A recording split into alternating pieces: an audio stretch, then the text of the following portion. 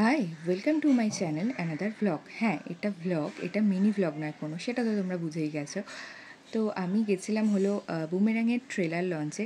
যেদিনকে trailer launch ছিল ঠিক তার আগের দিন আমার কাছে একটা ফোন আসে। আসলে আমি একটা ইনস্টাগ্রামে একটা কোনো কন্টেস্টে পার্টিসিপেট করে একটা কোশ্চেনে অ্যান্সার দিয়েছিলাম, ঠিক মনেও নেই কোশ্চেনটা। তো তাই জন্য ফোন আসে যে আপনি কি আসতে পারবেন বুমেরাংয়ের ট্রেলার লঞ্চে। যেহেতু এটা স্টার থিয়েটার, যথেষ্ট কাছে, আর কোনো তেমন একটা কাজও ছিল না, তাই জন্য না হ্যাঁ যাব। তো চলে গেছিলাম এবং গিয়েই দেখতে পাচ্ছ যে স্টার্ট হয়ে গেছে। হলের ভেতরে বসেছি এবং সৌরভ দাস অ্যাঙ্কারিং করছিলেন পুরো অনুষ্ঠানটা। বললাম না যে হলে গিয়ে দেখবেন টাইপের, কারণ আপনারা সেটা করবেন দেখেই বোঝা যাচ্ছে।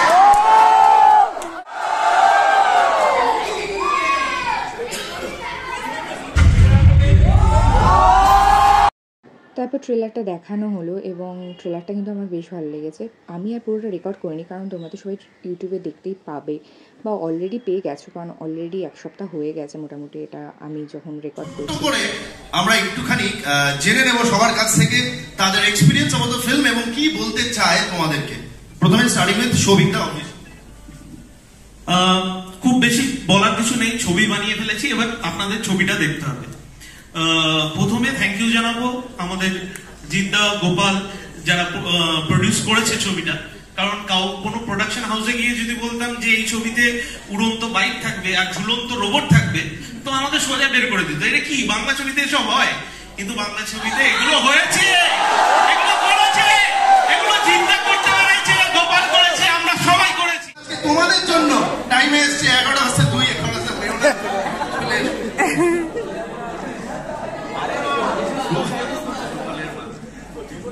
ওকে, আমি ছোট করে সবাইকে বলবো, খরাসদা আমার এক্সপিরিয়েন্স কেমন লাগলো?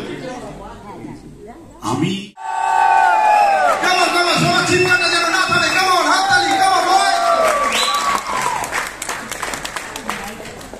রুক্মিণী প্লিজ এখানে চলে এসো, আমরা সরাসরি কথাটাই বলে নি আগে।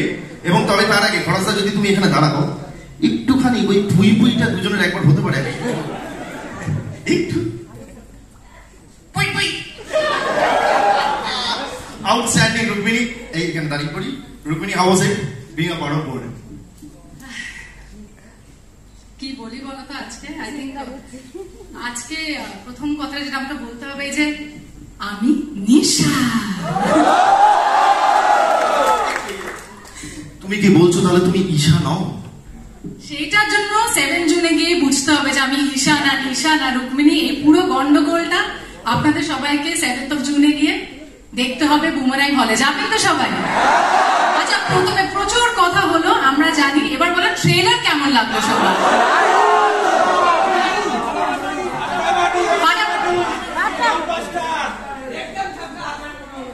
ও তাহলে 1 2 3 4 জিদ্দা এখন সুপারম্যান।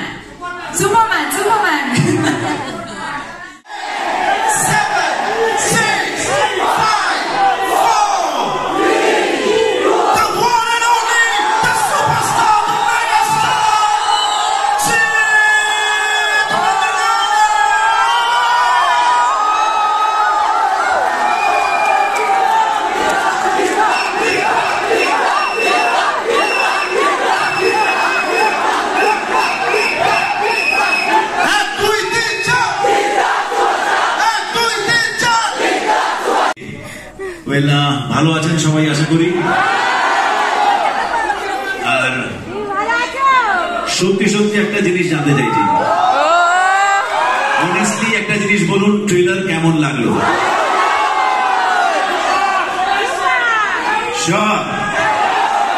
আচ্ছা, আমি 3-এর কাউন্ট দেবো, একটা জোরে শাউট আউট শুনতে চাইছি। যদি ট্রেলার যার যার ভালো লেগে থাকে তারা জোরে চিৎকার করবে, ঠিক আছে? I'll count of 3.